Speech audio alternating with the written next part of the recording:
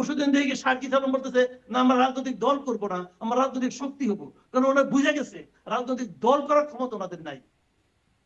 আপনি দেখাইতে পারবেন, শোনেন, জাসদ যখন হয় বাংলাদেশে, তুষার ভাই নিশ্চয়ই আপনি এটা পড়াশোনা করছেন, জানেন জাসদ যখন হয়, জাসদ কিন্তু ছাত্রদের দ্বারা হয়েছিল, কিন্তু সেখানে কিন্তু বিভিন্ন বয়সী লোকের সমাহার ছিল। মেজর জলিল কিন্তু বয়স্ক লোক ছিলেন বিভিন্ন।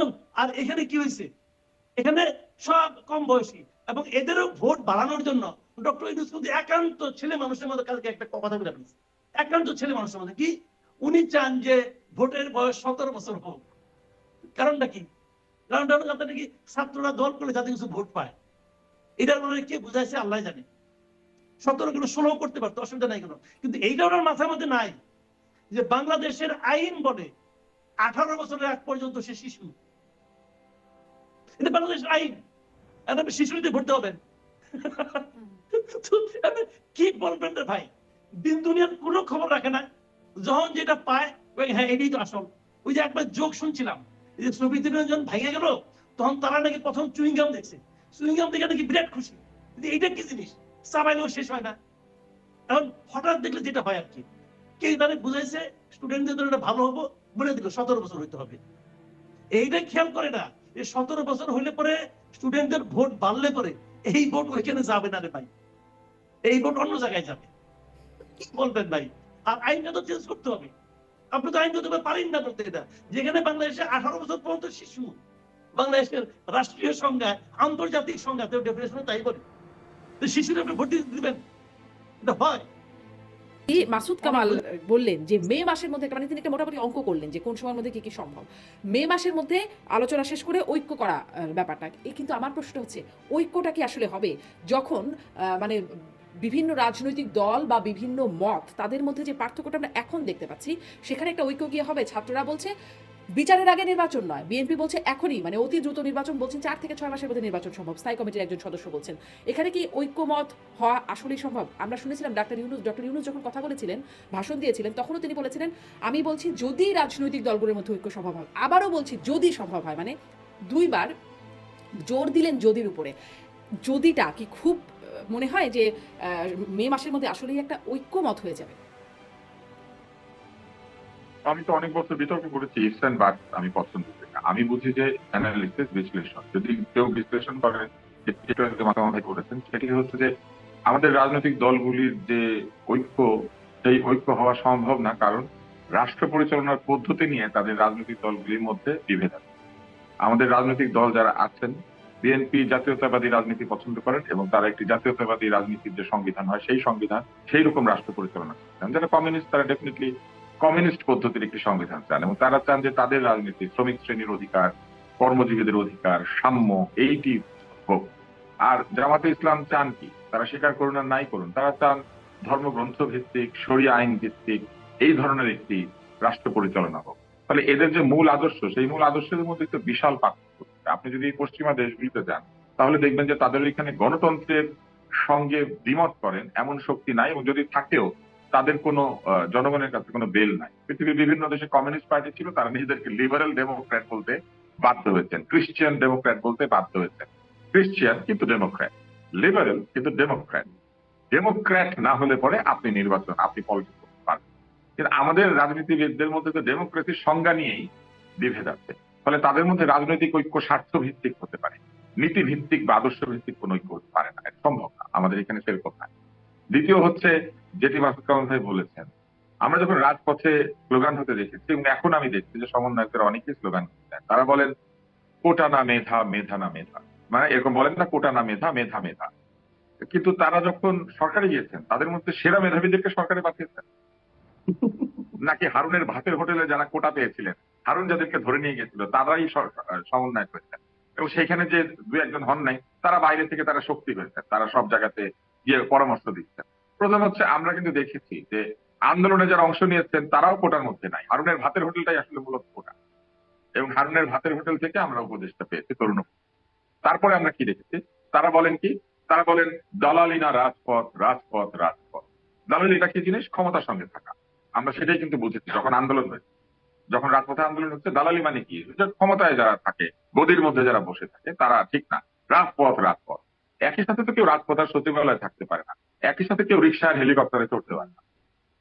ফলে দালালি না রাজপথ, রাজপথ আমি দেখলাম যে রাজপথ ছেড়ে বরং সকলেই ক্ষমতার অংশ, কমিটির অংশ, সংবিধান সংস্কার, স্বাস্থ্য সংস্কার, এই কমিটি সেই কমিটি। এরই মধ্যে কিছু লোক দাবি করেছেন বাংলাদেশের সকল জায়গাতে তরুণ সদস্য থাকে। দ্বিতীয় যেটি, সেটি সবচেয়ে হাস্যকর, বাংলাদেশ সহ আরো অনেকগুলি রাষ্ট্র জাতিসংঘ শিশু অধিকার সনদে স্বাক্ষর, এবং জাতিসংঘ শিশু অধিকার সনদে পরিষ্কার বলা আছে 18 বছরের নিচে সকলেই শিশু। এখন বাংলাদেশ যদি সংবিধান সংস্কার কিংবা নির্বাচনী সংস্কারের নামে শিশু ভোট চালু করতে চায়, আমার প্রশ্ন 17 কেন, 16 না কেন, 16 কেন, 15 না কেন, 15 কেন, 14 না কেন? শিশু তো সবাই, আপনি কেন শুধু 17 পর্যন্ত? 17 কোটা কেন, 16 কোটা নাই কেন, 15 কোটা নাই কেন, 12 কোটা নাই কেন? জন্মমাত্র ব্যক্ত করে অধিকার সচিবগুলো চিৎকারে, ওই চিৎকারকে ভোট হিসেবে কেন গণ্য করা হবে না? সুকান্ত বলে গেছেন যে এই পৃথিবীতে এই শিশুকে বাস দেবে, এটাই নাকি শিশুর চিৎকারই নাকি তার অধিকারের দাবি।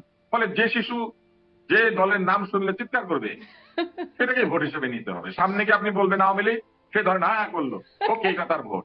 এই ধরনের হাস্যকর প্রস্তাব মনের ভুলেও তো বের হতে পারে না কারো কাছে, কিন্তু এটা হচ্ছে।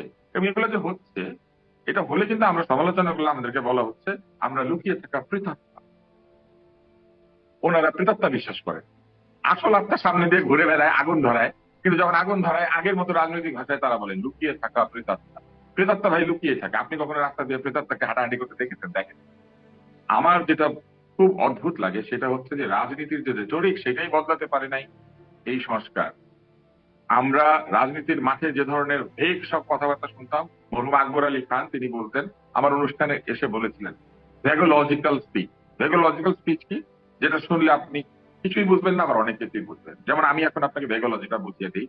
এই যে সংস্কার, এই সংস্কারের সঙ্গে গণতন্ত্র এবং সমাজতন্ত্র এবং তার সঙ্গে যে পুঁজিবাদ এবং পুঁজিবাদের সাথে যে সাম্যবাদ এবং সবকিছু মিলিয়ে যে শরিয়া আইন এবং শরিয়া বিরোধী যে এক ধরনের অজ্ঞবাদীদের ধারণা রয়েছে, এই সব ধারণাকে এক জায়গায় করে এমন একটা সিদ্ধান্ত আমাদেরকে নিতে হবে যেখানে জনগণ এবং জনগণের বিরোধী শক্তি তারা সকলেই এক জায়গায় এসে, বিরোধীরা দূরে সরে যাবে, জনগণ শক্তি পাবে। কিন্তু জনগণকেও বিচার বিবেচনা নিতে হবে যে শিশুদেরও ভোটাধিকার আছে, এবং শিশুদের যদি ভোটাধিকার থাকে তবে মৃতদেরও ভোটাধিকার আছে। ভূতাপেক্ষ মৃতদের জন্য একটা করে ভোট নেন, যে যে দল করতো। আমরা অতীতের আপনারা দেখেছেন না ভোটে কি হয়েছে, কি বলে অটো পাশে কি হয়েছে? অটো পাশে হয়েছে যে তাদের এসএসসি পরীক্ষা এবং অন্যান্য পরীক্ষার যে রেজাল্ট সেটাকে একটা বিবেচনা করে তাদেরকে পাস দিয়ে দেওয়া হয়েছে। দেওয়ার পরে যে 2-1% ফেল করেছে তারাও এসে বলেছে এটা করা যাবে না, আমরাও পাস করবো। তো সেরকম আমরা তো জানি অতীতে কে কোনখানে ভোট দিয়েছে, কে কোন দলে ছিল, যারা চিহ্নিত। ধরেন বিএনপির অনেক নেতা মারা গেছেন, আওয়ামী লীগের অনেক নেতা মারা গেছে, জামাতের অনেক নেতা মারা গেছে, তাদের ভোটগুলো কাউন্ট করতে হবে, কারণ আমরা তো জানি তারা এখানেই ভোট দিচ্ছেন। এই ধরনের প্রস্তাবাদি যদি দেন আপনি, তাহলে আবার একইভাবে যদি সংস্কারের কথা বলেন, যারা এরকম ভেগোলজিক্যাল বক্তব্য দিয়ে ফেলেন, পরে তাদের সংস্কারের বক্তব্য তো আমাদের কাছে আস্থা আনবে না, কারণ মনে হবে এই লোকটা বা এই লোকগুলি বা এরা সবাই মিলে অনেক ভেগোলজিক্যাল বক্তব্য দিচ্ছেন। আপনি আমাকে বলেন রাহাত ফতেহ আলী খানের কনসার্টে গিয়ে কেন কোটা না মেধা মেধা বলতে হবে? আপনি যদি বলেনি তাহলে বাংলাদেশের মেধাবী শিল্পীদেরকে বাদ দিয়ে আপনি কোন কোটায় রাহাত ফতেহ আলীকে এনে এইখানে অনুষ্ঠান করেন? এটা কোন আন্তর্জাতিক কোটা? কোটা না মেধা মেধা মেধা, তাহলে আমাদের মেধাবী শিল্পীরা নাই কেন? আমাদের করা নাই কেন? আমাদের এই যে ন্যান্সি নাই কেন, যে কিনা যে ভুবনডাঙ্গার হাসি গান গেয়েছে? আমাদের অন্যরা নাই কেন? ওইখানে কেন ফতেহ আলী?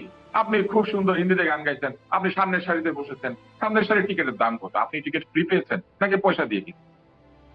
আমি প্রশ্ন করতে পারি না? আমি জীবনও এই সামনের সারির টিকিট কাটতে পারি? জীবনে না, কারণ এত টাকা দিয়ে আমি টিকিট কেটে কনসার্ট দেখবো, আমার সেই সঙ্গতি নাই, সঙ্গতি থাকলে ইচ্ছা নাই। কিন্তু আমি দেখলাম যে ছোট ছোট বাচ্চারা এরা সব সামনে বসেছেন এবং সামনে বসে সোফায় বসে বসে তারা এটা দেখছেন। এই কাজ তো পলক করতো, এই কাজ তো আমরা দেখেছি আগে স্বরাষ্ট্রমন্ত্রী শাহরুখ খানের কনসার্টে গিয়ে উনি মাটিতে বসে পড়েছিলেন সমস্ত লোকজন সহ। আমরা এরকম ভিডিও দেখেছি যে প্রায় শিশু বয়সী একজনের সঙ্গে এমন অঙ্গভঙ্গিতে একজন কনসার্ট দেখছেন যেটা আমাদের সংস্কৃতির সঙ্গে যায় না। এটাও কি সংস্কার? কই, এত যে শরিয়াত যারা কথা বলেন, এত সুন্নাহর কথা বলেন, এত হাদিস কোরআনের কথা বলেন, আপনাদের কাউকে তো দেখলাম না একটা বক্তব্য দিলেন যে প্রকাশ্যে এই ধরনের একটা আচরণ হচ্ছে সবার সামনে, এটা ঠিক না বেঠিক? আমার কথা খুবই পরিষ্কার, যদি কেউ কোনো বক্তব্য দেন দায়িত্ব নিয়ে দিতে হবে। দ্বিতীয় হচ্ছে যদি দায়িত্ব নিয়ে বক্তব্য দেন তাহলে সেই বক্তব্যকে কাজে প্রমাণ করতে হবে। আর যদি দায়িত্ব এবং কর্তব্য দুটোর কোনোটাই আপনারা না নেন, তাহলে বলতে হবে যে যারা এই দেশ অতীতে চালিয়েছে তাদের হাতেই সংস্কারের দায়িত্ব এবং রূপরেখা তুলে দিয়ে তাদের উপরে বরং চাপ সৃষ্টি করেন যাতে তারা জনগণের দাবি অনুযায়ী সংস্কার করেন। আমার কথা খুবই পরিষ্কার। এবং আমি যেহেতু সারা জীবন বিতর্ক করেছি, self defeating argument, self contradictory argument, এক ধরনের আর্গুমেন্ট যেটা টটোলজিক্যাল, এইসব আর্গুমেন্ট দিয়ে এই সংবিধান সংস্কার করা, এইটা ওইটা ঠিক করা, এগুলা আসলে ঠিক হচ্ছে না। এবং ফেসবুকে গিয়ে কেউ খুব বিখ্যাত হয়ে গেলে তিনি আসলে, বা পত্রিকায় কয়টা কলাম লিখে উনি বিজ্ঞানী হয়ে গেলে, তাহলে পৃথিবীতে আইনস্টাইন সমস্ত থিওরি পত্রিকায় পাঠাতো, প্রথম আলো, সমকাল, যায় যায় দিন, এইসব জায়গাতে, আমার দেশ, এইসব জায়গাতে আইনস্টাইনরা তাদের থিসিস পাবলিশ করতো। প্রকৃত জ্ঞানী ব্যক্তিকে খুঁজে আনতে হয় ভাই। জ্ঞানী ব্যক্তি তার জ্ঞান নিয়ে বিভিন্ন জায়গায় সওদা করে। জ্ঞানী ব্যক্তি জ্ঞান মাথায় নিয়ে ফেরিওয়ালার মতো ঘুরে বেড়ায়। এটা হচ্ছে আমার। জি।